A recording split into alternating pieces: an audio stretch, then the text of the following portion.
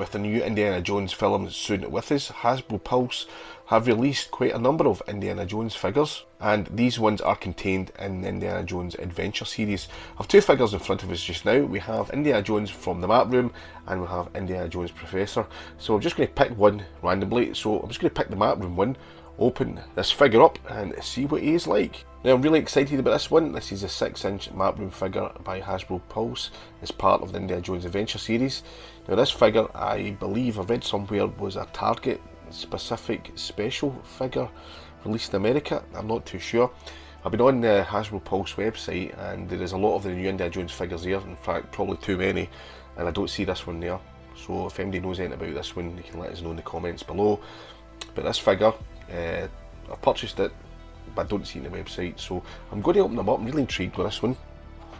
I'm really looking forward to this. So it does say here on the side, Indiana Jones Map Room, Rennie Belloc, Ceremonial, Indiana Jones Raiders of the Lost Ark. This fellow here, if you've got him already, fantastic. He's quite hard to get hold of. It's sold out or pre-sold out. We're a bit behind here in Britain, I believe, so for these figures to be released. Anyhow, we have Salah, Marion Ravenwood, and Major Arnold Tot. So that is the part of this series, which is Raiders of the Lost Ark series. And the back of the box, it says Indiana Jones Map Room, and we get a picture of none other than Harrison Ford as Indiana Jones in his Map Room outfit as well. Disney Hasbro at the bottom of the box. Now it's 6.2 inches tall. Include shovel, staff of Ra, fantastic whip, and I did read somewhere interchangeable hands, though I don't really see that there on this image here. However, there's the Map Room book as well, not the Grail Diary, but the Map Room book. So I'm just going to open him up, check him out, and see what he's like. So it's like the big reveal here. I'm looking forward to this one. There's been some complaints about not the sculpt's face itself, but the paintwork in Harrison Ford. It takes away the kind of lightness of him. So here he is. Wow. Hopefully you can see him okay there in the light. Now I can see what they're talking about in his eyes. A lot of complaints were a kind of glossy finish to his face, so hopefully that's in focus. I'm just going to look at his eyes just now. Right, I'm just going to zoom in on his face here and see if you can see some of the issues. Looking at him just now, it's probably easier to see in camera, and where I'm viewing from, his eyes look, I don't know if his pupils are too light, or his pupils' irises are too light. They're kind of yellow looking. I'm not sure. I've always found that the side-on image of Harrison, especially with the Black Series Star Wars figures, obviously the Return of the Jedi one, and also the Empire Strikes Back, a pretty good resemblance of sculpt of Harrison Ford, but this one's I'm not sure about. I see his eyes here. I don't think they're too light. Yeah, you can definitely you can tell it's Harrison Ford, but it's not fantastic. It's not a fantastic sculpt. I'm going to go at the box here. Just put it down a second. Zoom back out. I'm going to go at the box, and what I can see in the box, does it look slightly more realistic than the photograph in the box? I'm not so sure. Anyway,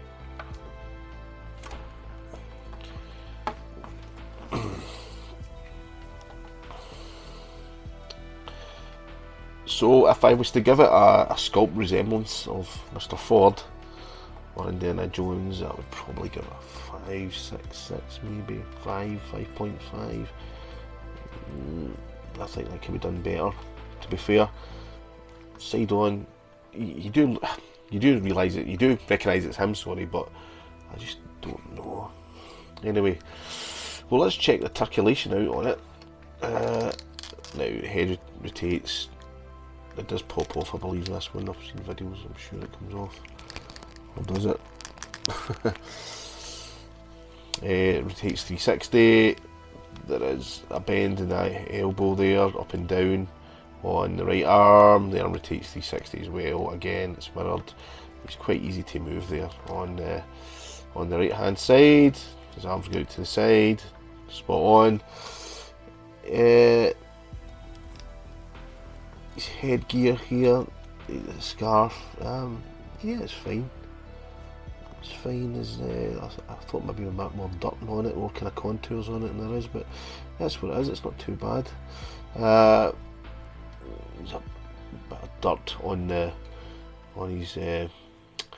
his outer clothing here. He has his satchel or rucksack or man bag there. His gown here, no, his throw, sorry. Yeah, bit of grime at the bottom, which is good to see. Now let's see the torso articulation. Yeah, just below the chest, 360 degrees. That's that. Does his wrists move? Yeah, his hands rotate 360. I'm quite impressed with it, I must admit. I do like the figure. I just wish the face likeness was a bit more. Bend in the knee joint, again, there you can see the bend there, connection, the foot, it pivots up and down and swivels 360. You've got the pegs at the bottom there as well, obviously. Again, same on the left hand side. There's a bend in the knee, it swivels, the knee joint does swivel 360 as well, the top of the leg swivels 360 as well. So there's not any problem with articulation there. The back of the figure, yeah, it's not bad. I do like it. Yeah, I do like it. I'm just kind of, I don't know the face.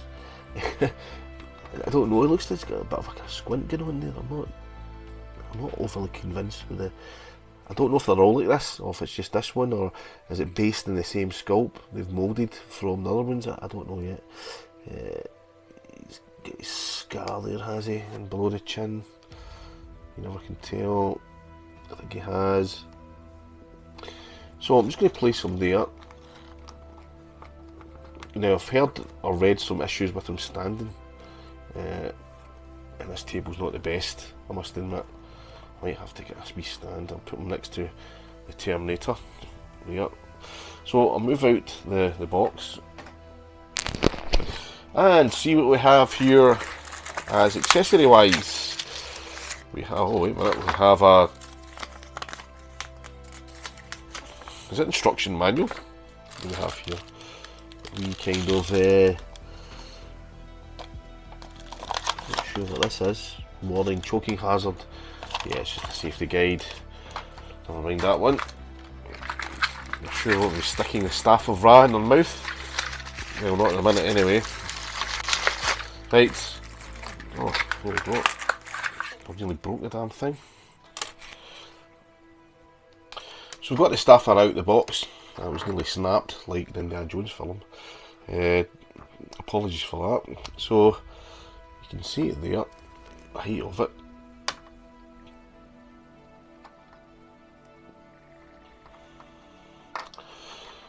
So I'll place it in his hand in a minute. So that's the staffer. Right, I don't want to get overhead of myself there. Right, next bag here. You can open this one up. I do like the wrapping of these, the paper. It's got the map of the globe of the world, which is quite interesting as well.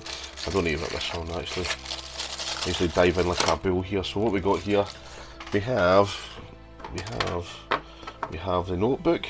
Okay, we've got a spade, shovel, and we have the rope which flung down to the Well of Souls.